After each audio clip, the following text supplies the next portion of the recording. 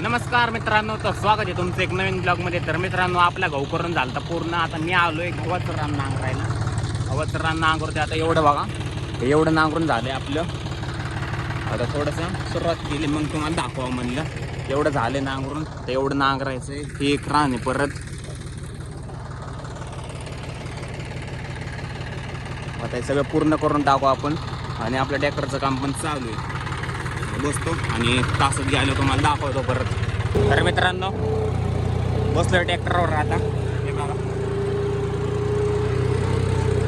एकदम मस्त नांगरट होती.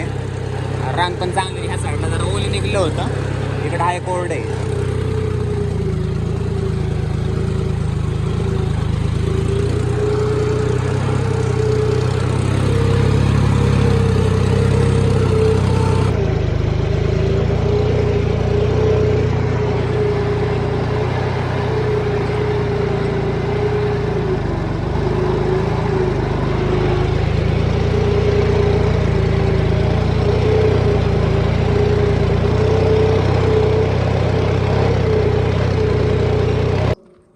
तर मित्रांनो, गव्हाचं रान झालं आहे आपलं नांगरून. आता इथं आपल्या घराचं काम चालू आहे.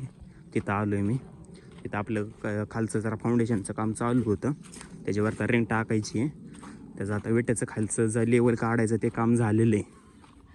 आता आपल्याला फक्त आता पाणी मारायला आलो आहे मी. इथं दाखवतो तुम्हाला. आलं आहे आता. हे बघा, इथे चालू आपलं घराचं काम. आता 2 बांगल्यांचं काम चालू आहे. तिकडं त्या साईडला एक वाकर आहे ना आपल्या, तुम्हाला माहिती असेल, मागच्या ब्लॉगमध्ये बघितलं असेल तुम्ही कधी. आपले 2 वाकर आहे. 2 वाकरांचे इथं काम चालू झालं. त्या वाकरांच्या इथं दुसऱ्या बांगल्याचं काम चालू आहे. त्याचं फाउंडेशन झालेलं आहे पूर्ण सगळं. आता आपलं हे झालं केलं की आपलं चालू केलं. आता याच्यावर रिंग येणार.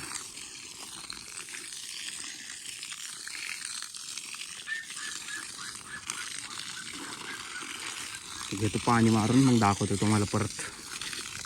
तर मित्रांनो, आता चालले आपण घरासाठी सिमेंट आणि स्टील आणायचं आपल्याला. तर त्यासाठी चालले गावामध्ये आपण. ट्रॅक्टरला जोडला टेलर.